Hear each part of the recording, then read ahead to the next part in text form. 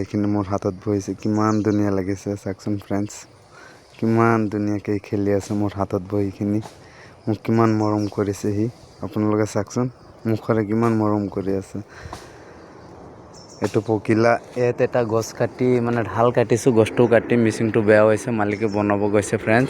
তেন্তে ঢাল চাল কাটিছোঁ। এইটোত এটা গছত উঠি পেলাই চালোঁ মধুমাখিৰ মানে চাক এটা বনালে। পিছত কি কৰিম, ভয়তে আৰু কাটিলোঁ ঢালবিলাক। মৌমাছিক মানে কামোৰা নাই, কিয়নো সিহঁতৰ কিবা এটা কৈ দিলে যেন সিহঁতে গুচি যায়, এইটো কাৰণে সিহঁতে কামোৰ দিয়া নাই। তেন্তে গছটো কাটিম। এতিয়া দুপৰীয়া টাইম হৈছে, মালিকে মিচিং বনাবলৈ গৈছে। মোৰ লগৰটো এইটো ঢালি চাফা কৰি আছে। আৰু পখিলাটোতো চাওক এতিয়াও যোৱা নাই, সি খেলি আছে মোৰ হাতত ফ্ৰেণ্ডছ। ভাল লাগে ন চাওকচোন।